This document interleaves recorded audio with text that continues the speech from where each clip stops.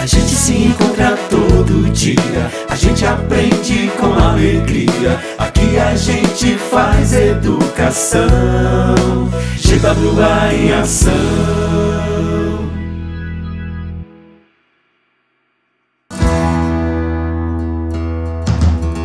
Boa noite, galerinha. Eu sou o professor Evaldo Pereira, sou professor de artes da Escola Governador Valdemar Alcântara e estou aqui para darmos continuidade a esse assunto sensacional que é a história da arte.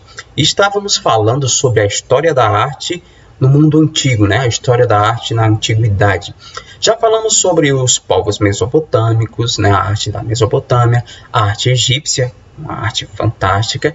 E hoje estamos aqui para falar sobre uma sociedade, sobre uma civilização muito bacana, que é a civilização grega. Então vamos falar sobre arte grega hoje. E presta muita atenção, porque é muito importante entender o contexto da civilização grega, a arte grega, porque é daí que vai surgir a arte grega. Ela serve como parâmetro, né? Ela é um paradigma para toda a nossa arte ocidental. E é essa arte ocidental que vai servir, né? Essa arte ocidental é que vai servir como parâmetro para toda a nossa arte até os dias de hoje, passando por todos os movimentos, né? Todos os movimentos nada mais são do que representações dessa arte grega, seja a favor disso ou seja contra, mas vão estar linkados a esta arte grega, tudo bem? Então, gente, a arte grega, ela vai dar o pontapé inicial do período da antiguidade clássica, né? Nasce o clássico com os gregos. Eles vão falar muito sobre dois assuntos, mitologia e antropocentrismo. A mitologia, aquela coisa dos deuses, né? Tem deus e semideus para tudo enquanto, né? Tem deus para tudo que é coisa. E o antropocentrismo é quando eles se colocam, né? Quando colocam o homem como centro de tudo, né? E nesse caso, talvez a mitologia fique até em função do antropocentrismo, porque quando eles colocam que os deuses são falhos, né? Eles vão meio que colocar o humano como um ser igual ou superior ao Deus. Enfim, mas o antropocentrismo é o carro-chefe dos gregos, né? O homem é o centro de tudo. E para entender essa arte grega, a arte foi dividida em períodos, né? 3 períodos. Alguns livros, né, alguns estudos colocam como 4, mas na verdade foram 3 períodos. O período arcaico, que dentro dele está o período geométrico, né? O período geométrico é um pequeno período dentro do período arcaico, mas que acontece no período arcaico. Então o período arcaico é o período que vai do século 8 a.C., começa no século 8 a.C., e vai até o século 5 a.C., onde começa o período clássico. É o segundo período da arte grega. Que se estende, o período clássico se estende até o século 3 a.C., que é onde começa o período helênico ou helenístico. Para cada período desse, tem um acontecimento muito forte, histórico, na Grécia. Por exemplo, o período arcaico, que sai da Idade das Trevas, né, o chamado período das Trevas, porque é quando se inicia o processo de democracia, né? A democracia nasce aí com a civilização grega, e aí se inicia o período arcaico. Depois vem a consolidação de 2 grandes potências, Atenas e Esparta, né? 2 grandes potências gregas, né? 2 grandes cidades. E aí começa o período clássico. E logo depois, com a morte de Alexandre o Grande, esse poder do império passa a ser dividido, né, entre os militares e Grécia ganha mais liberdade ainda na sua questão artística, né? E aí nasce o período helenístico. Os gregos antigos se destacam muito no mundo das artes e esculturas, pinturas e obras e arquitetura que impressiona até os dias de hoje. Os artistas gregos buscavam representar através das artes cenas do cotidiano grego, acontecimentos históricos e principalmente temas religiosos e mitológicos, enfatizando sempre o antropocentrismo. E o grande foco desses gregos, principalmente na escultura, era, como a escultura enfatizava por demais o antropocentrismo, né? Porque o homem era o foco da escultura grega. Então se enfatizava muito o ritmo, equilíbrio, harmonia e perfeição. Tudo isso num conjunto, todo esse conjunto em uma peça, né? na escultura grega. Na escultura, a busca pela perfeição, e na pintura, o cotidiano e a mitologia. A pintura grega, na verdade, apesar de ter alguns registros, né, de murais, ela não se consolida nesse meio, mas sim na questão dos vasos.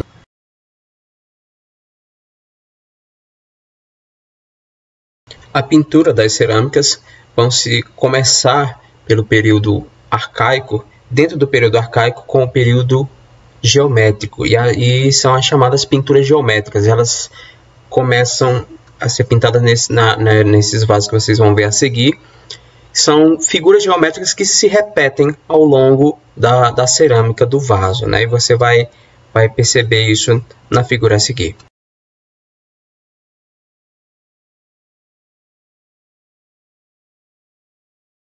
Depois essa pintura ela evolui, né? E eles passam a criar duas técnicas de pintura de vaso, que vocês vão ver também logo no próximo slide, que é a técnica de pintar com o preto no vaso, e as figuras ficam escuras no corpo avermelhado, e também o contrário, eles pintavam todo o vaso e depois retiravam só a tinta no local daquele desenho, né? É um negócio meio louco, mas era, e obviamente dava muito trabalho, mas vocês vão ver essas duas técnicas no slide a seguir.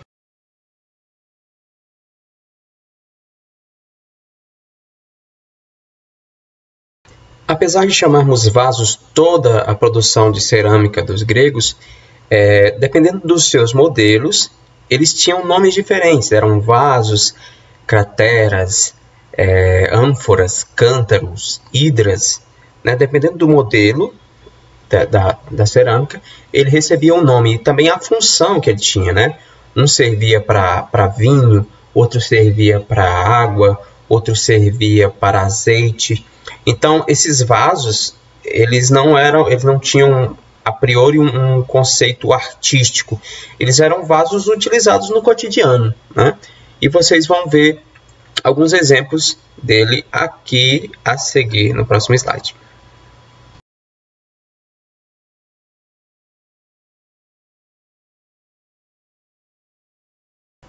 Na escultura, no período arcaico, como o homem é o centro de tudo para o grego, então eles começam a esculpir atletas, jovens atletas, que eles chamavam de kouros.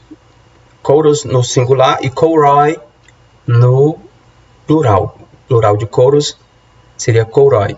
E kori no termo feminino, né? Então eles esculpiam atletas nus. No caso dos homens, as mulheres tinham um pouco mais de pudor, era esculpida mais com túnicas ainda, né? Mas o homem era esculpido totalmente nu e com uma ligação ainda com a arte egípcia, né? Eles aprenderam muito da arte egípcia, então tem uns traços parecidos com algumas esculturas egípcias. Essa primeira escultura do período arcaico, vocês vão perceber. Inclusive o cabelo colocado atrás da cabeça, como que para dar suporte ao pescoço, né, para ter o equilíbrio. Só que aqui já se tem movimento, apesar de estar, né, os braços juntos e uma postura muito rígida, já se nota um pouco de movimento, né, por conta da passada dos pés. Vocês vão ver nesse próximo slide.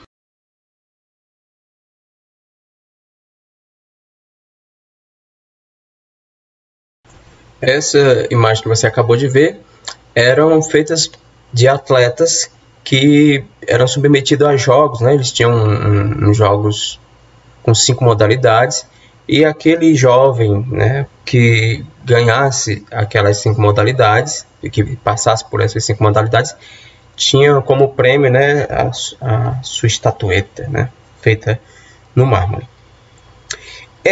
Logo depois vem o período clássico, e eles passam a aprimorar algumas técnicas, colocar mais base, utilizando-se de troncos para que as estatuetas se encostassem e tudo mais, para que a estatueta também ganhasse mais movimento. Então, no período clássico, essas esculturas ganham mais movimento, um movimento maior. O homem continua totalmente nu, a mulher vai se despir um pouco mais, mas ainda com um pouco de indício de pudor na questão de utilizar as mãos, né, para cobrir suas partes íntimas, como vocês vão ver no próximo slide.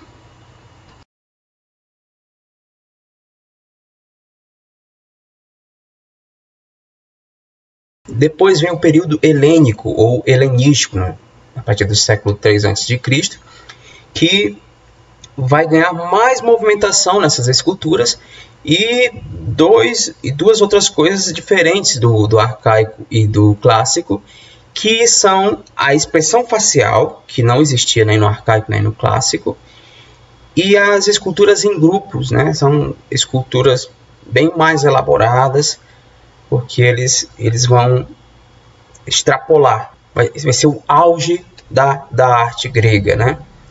Inclusive as mulheres também vão estar totalmente nuas, né, nos grupos, nas estatuetas em grupo, ou em alguns casos em que a mulher também mostra a sua feminilidade sentada, de lado e tudo mais.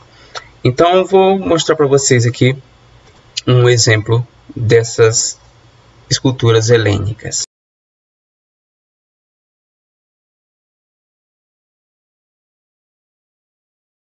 Em todas as suas esculturas, os gregos tentam retratar os deuses, seus deuses mitológicos, e, mais ainda, o homem. Não o homem no sentido real, mas o homem no sentido ideal. Eles tentavam retratar o homem ideal. Por isso,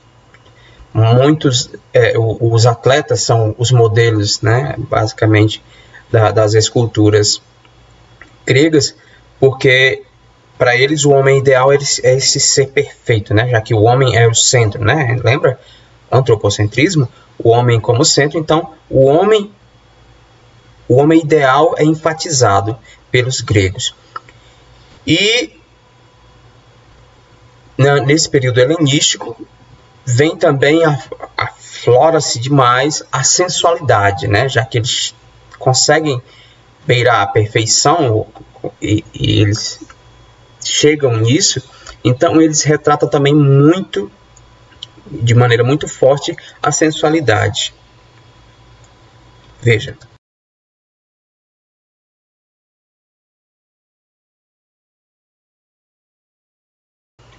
Agora vejamos como essa arte se dá na arquitetura, né?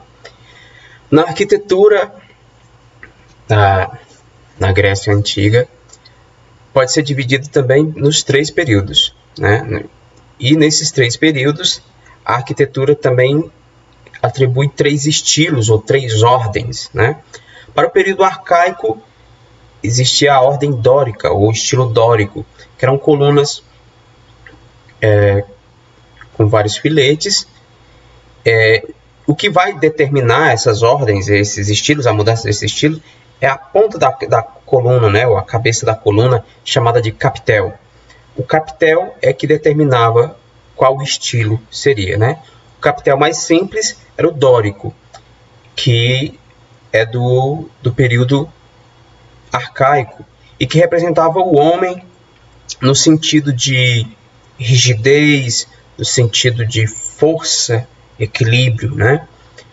Já no período clássico, surge um outro estilo, uma outra ordem, que é o jônico. O estilo jônico, o capitel é diferente, né? É mais elaborado, tem umas voltinhas na ponta do capitel. E esse estilo jônico representava um pouco mais a mulher, né? O feminino, vinha trazer a graciosidade da mulher. Já no período helenístico, surge um outro estilo, uma outra ordem, que é o coríntio, né? Dórico, jônio e coríntio. São as três ordens ou os três estilos gregos da arquitetura grega. No estilo coríntio, esse capitel vai ficar mais elaborado ainda com umas folhas, né, de uma planta muito comum na Grécia, uma plantinha em roxo e verde. Essas folhas representam essa planta, e esse estilo, por ser muito mais elaborado, ele é bem menos utilizado, né? Se utilizaram mais nos grandes palácios e templos o estilo dórico e jônico. E eu vou mostrar também para vocês aqui, para vocês terem uma ideia dos três estilos rapidamente, tá bom?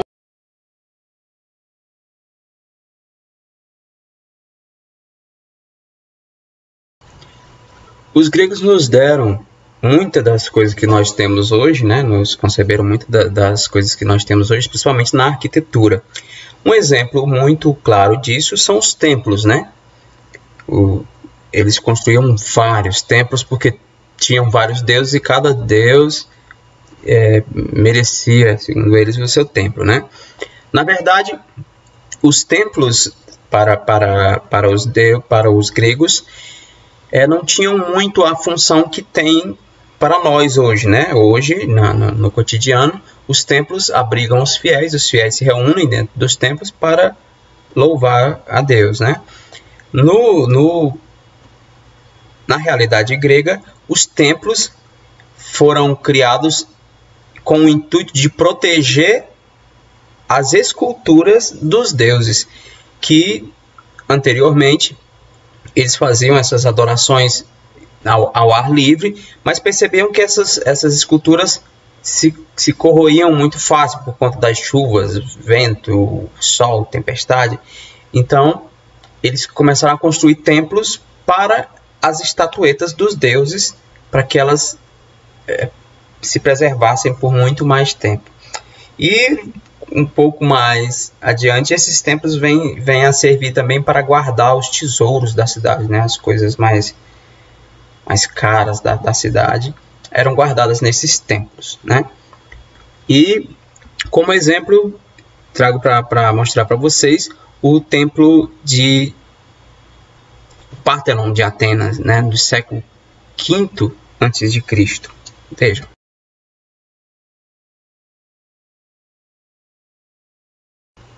Na verdade, o que vemos aí são só as ruínas do Partenon de Atenas. Esse grande templo, ele protegia a estatueta, né, a escultura da deusa Atena, né, várias esculturas da deusa Atena que eram guardadas dentro do templo de Partenon. Outra grande herança deixada para nós pelos gregos foi o teatro, né? O teatro nasceu na Grécia e o primeiro intuito do teatro era algo mais parecido com a escola, né? O teatro era para ensinar. O primeiro sentido do teatro era para ensinar. Então todos os gregos iam para o teatro, né? Participavam do teatro porque eles iam aprender no teatro, né? E esses teatros eram feitos em costas de montanhas, porque aproveitavam o terreno para fazer aquela arquibancada modelo concha, né? E o palco ficava como que na ribanceira, né? O palco ficava lá embaixo e aquela concha de degraus, né? Um dos grandes teatros que ainda sobrevive ao tempo é o Teatro de Epidauro, né? Eu vou mostrar para vocês aqui a arquibancada do Teatro de Epidauro para vocês terem uma ideia.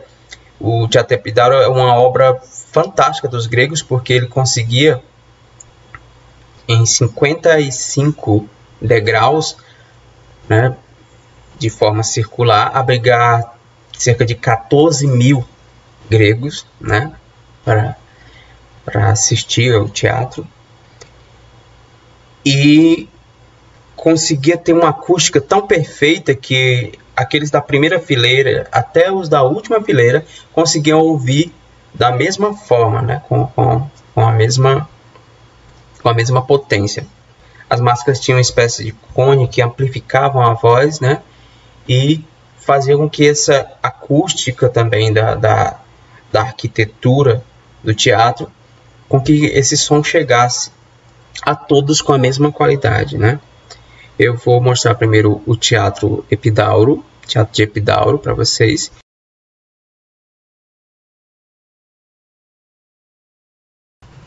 Percebem como na concha, né, está para a região montanhosa e lá atrás só abismo, né?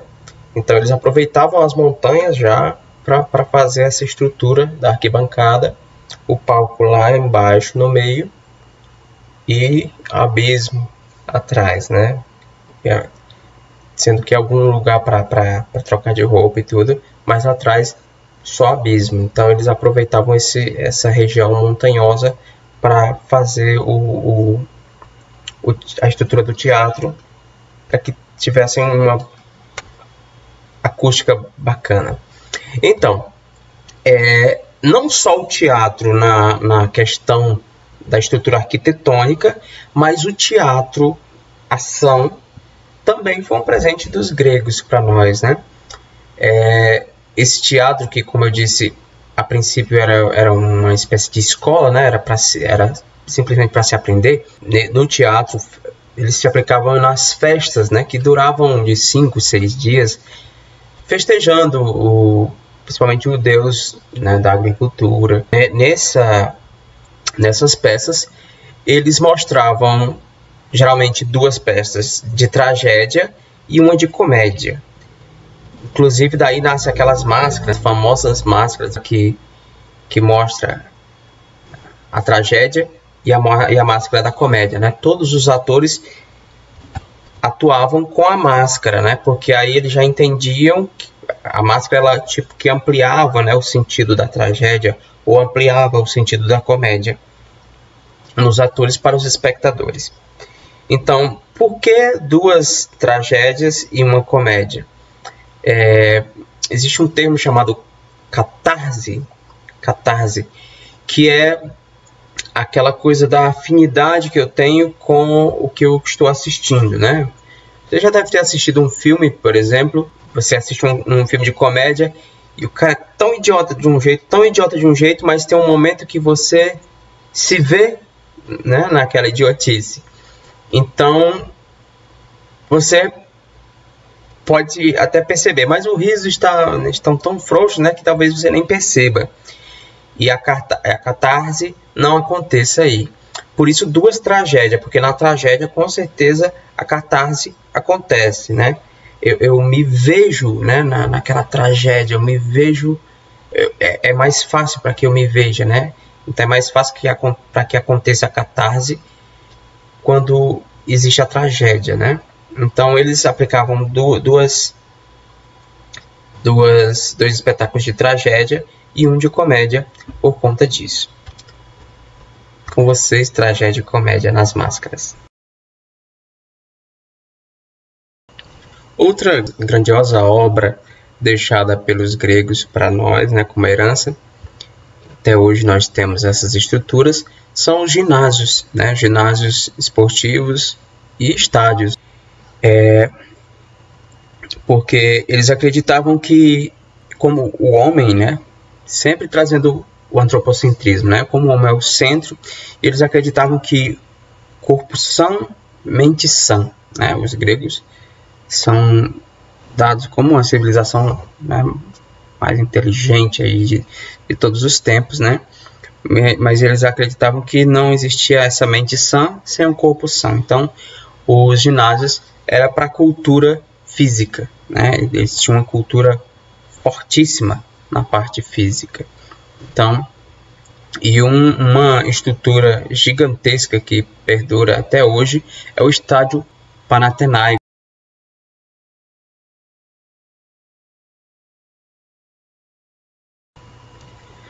E por fim, outro legado dos gregos são as praças, né? As praças chamadas pelos gregos de agora. As ágoras, ou praças, foram criadas pelos gregos para que eles se reunissem todos para discutiam sobre política, sobre filosofia.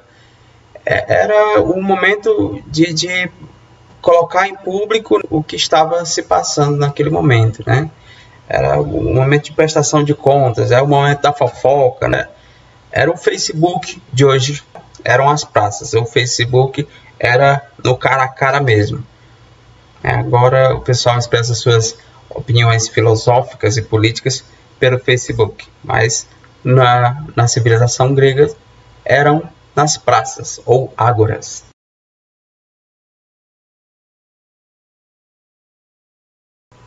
E eu vou ficando por aqui. Espero que tenham absorvido alguma coisa, que tenha passado alguma coisa sobre as civilizações gregas, sobre a arte grega para vocês. E espera que depois tem mais com arte romana, tá bem? Eu espero você. Até lá, cuidem-se, né? Vamos nos cuidar, manter-nos saudáveis nessa pandemia e passar por tudo isso, se Deus quiser. E a gente se encontra na GWA. Até lá. GWA em ação.